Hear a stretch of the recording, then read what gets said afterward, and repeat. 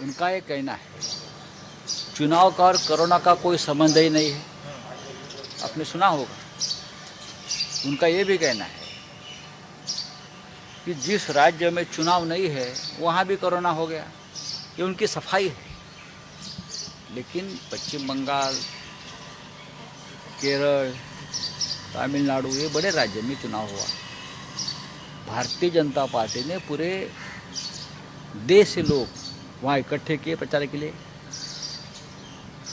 ये गलत नहीं है, चुनाव में इस प्रकार की रणनीति होती है, लेकिन इस बार का माहौल देश के लिए ठीक नहीं है। अगर कुछ लोग हरिद्वार में कुंभ को ऑब्जेक्शन लेते हैं कि बहुत जमावड़ा होता है, उससे कोरोना फैलता है, तो पश्चिम बंगाल हो या और स्टेट में चुनाव की वजह से भी उससे बड़ा जमावड़ा होता है। और आज जो पूरे देश में जो फैलाव हुआ है, जो स्प्रेड हुआ है, उसको भी आप इस नज़र से ही देखना चाहिए। सोशल डिस्टेंसिंग और मास्क ये पहनने के लिए अगर हम लोगों को बाध्य करते हैं, अब मेरे हाथ में मास्क है, मैं आपसे बात कर रहा हूँ, आप मुझे पूछेंगे, लेकिन अगर हम लोगों ने ही उसका पालन नहीं किया और लाखों लोगों को इकट्ठा किया, हम लोगों ने, मैं किसी और के ऊपर नहीं बोल रहा हूँ, तो ये मद्रास हाईकोर्ट ने जो टिप्पणी की है उसे गंभीरता से लेनी चाहिए। मद्रास हाईकोर्ट ने ये भी कहा है कि चुनाव आयोग के जो अधिकारी हैं उनके ऊपर मनुष्यवध का अपराध दर्ज हो। लेकिन मुझे किसी ने कहा जो चुनाव आयुक्त रिटायर हो गए हैं उनको कहाँ राज्यपाल बना रहे हैं, जिसके कार्यकाल में ये चुनाव हुआ है, उनको कहीं राज्यपाल बनाकर भेजा है। तो मद्रास हाईकोर्ट की टिप्पणी को कितने गंभीरता से हमारे देश के राज्यकर्ता लेंगे। लेकिन मुझे नरेंद्र मोदी जी के ऊपर पूरा विश्वास है।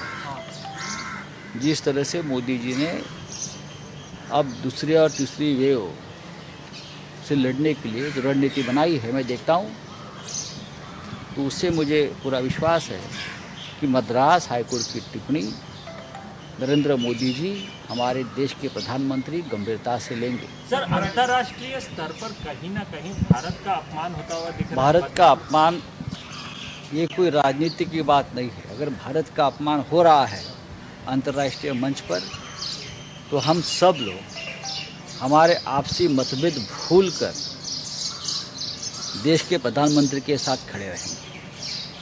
जो कूटनीति प्रधानमंत्री जी बनाएंगे, हम उनके साथ खड़े रहेंगे। हम चाहते हैं किसी भी अंतर्राष्ट्रीय मंच पर किसी भी हमारे देश का नेता हो या देश की सरकार हो, उनका इस प्रकार से अपमान ठीक नहीं है। यहाँ के कोरोना की स्थिति के बारे में मैं देख रहा हूँ, विदेशी सोशल मीडिया हो, विदेशी जर्नलिस्ट हो, अखबार हो, मीडिया हो, बहुत ही जिस तरह से वो पिक्चर पेंट किया जाता है, उससे हमारे देश की कारोबार पे, सामाजिक स्वास्थ्य पर बहुत बुरा असर हो रहा है। कहीं एक साजिश तो नहीं अंतर्राष्ट्रीय जिस तरह की बात हो सकती है। हिंदुस्तान की अर्थव्यवस्था को ख़त्म करने की एक बहुत बड़ी साजिश भी हो सकती है, लेकिन हम सबको, पूरे देश को एक साथ होकर उससे लड़ना होगा। सर, मद्रास हाईकोर्ट बोला, मद्रास हाईकोर्ट ने जी टिप्पणी केली आहे त्यावर काय नाही बघा, मद्रास उच्च न्यायालयाने टिप्पणी केली आहे की कोरोनाच्या संक्रमणास, वाढत्या संक्रमणास निवडणूक आयोग जबाबदार आहे। हे आम्ही अनेक महिने सांगतो आहोत, ममता बॅनर्जी सांगतायत, विरोधी पक्षाचे अनेक नेते सांगतात की इतकी घाई का, लोकांचे जीव महत्त्वाचे आहेत की निवडणुका जिंकणं महत्त्वाचं आहे। हे जर त्यांनी आम्ही सांगत होतो, तेव्हा काही मोठे नेते दिल्लीतले भाजपचे आम्हाला सांगत होते, आम्हाला ज्ञान देत होते की निवडणूक आणि करोनाचा काही संबंध नाही। महाराष्ट्रात निवडणुका नाहीत पण तिथे करोना वाढतो आहे, किंवा अन्य राज्यामध्ये निवडणुका नाहीत तिथे करोना वाढतो, उत्तर प्रदेशमध्ये वाढतो आहे, दिल्लीमध्ये वाढतो, हे त्यांचं म्हणणं होतं सगळ्यांचं। पण ते चुकीचं आहे, कारण संपूर्ण देशातून प्रचारासाठी बंगालसारख्या ठिकाणी लोक गोळा केले गेले, तेच लोक इथे परत आपापल्या राज्यात गेले आणि करोना संक्रमण वाढत गेलं, हे सत्य। जर आम्ही हरिद्वारच्या कुंभमेळ्यावरती आक्षेप घेतोय की मोठ्या प्रमाणात गर्दी जमवून करोना वाढवला. मग अशा प्रकारचा राजकीय कुंभमेळा 4 राज्यातील निवडणुकात सुद्धा झालेला आहे आणि त्यातून सुद्धा करोना वाढला. सोशल डिस्टन्सिंगचा फज्जा उडाला. त्या संदर्भातलं प्रोटोकॉलचं पालन केलं गेलं नाही प्रत्येक ठिकाणी आपण पाहिलं. इतर वेळेला या गोष्टी माफ असतात निवडणुकीमध्ये, पण आज देशाची परिस्थिती अत्यंत गंभीर असताना या गोष्टी आपण पाळल्या पाहिजे. आता मद्रास हायकोर्टाने सांगितलं की निवडणूक आयोगाला दोषी ठरवा. हायकोर्टाचं भूमिका आहे. ह्याच्यावरती मला विश्वास आहे की नरेंद्र मोदीजी देशाचे प्रधानमंत्री आहेत. ते अत्यंत हा विषय गांभीर्याने घेतात सध्या करोनाचा.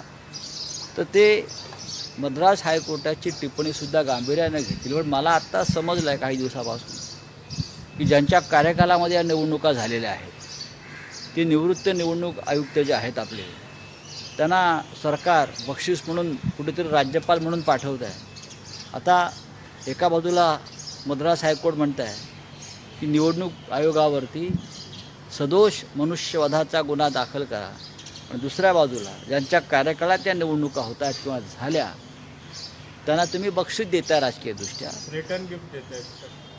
वही तो मैं बोल रहा हूँ, रिटर्न गिफ्ट मिल रहा है.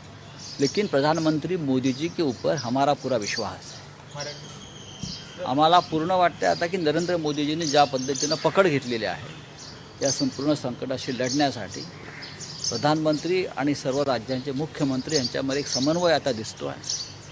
त्याच्यामुळे या सगळ्या विषयावर गांभीर्यानं पाहिलं जाईल. तर सोनिया गांधींनी एक पत्र लिहिले आणि त्यांनी म्हटले की ज्या ज्या राज्यात बिगर भाजपची सत्ता आहे तिथं कोरोनाची परिस्थिती हाताळण्यात राज्य सरकार अपयशी झालं आहे. त्यामुळे ही एक भूमिका कुठेतरी असंवेदनशील वाटते केंद्र सरकार, असं सोनिया गांधी. सोनिया गांधी या ज्येष्ठ नेत्या आहेत, UPAच्या अध्यक्ष आहेत. त्यांनी एक पत्र लिहिलं असेल, त्याच्यावर चर्चा होईल सर्व स्तरावर. सर हिंदी हिंदी सर, एक श्रीमती मेरा- गांधी ने जो पत्र देखिए, लिखा श्रीमती गांधी एक वरिष्ठ नेता है, हाँ UPA की चेयरपर्सन है. हाँ बहुत से राज्यों में कांग्रेस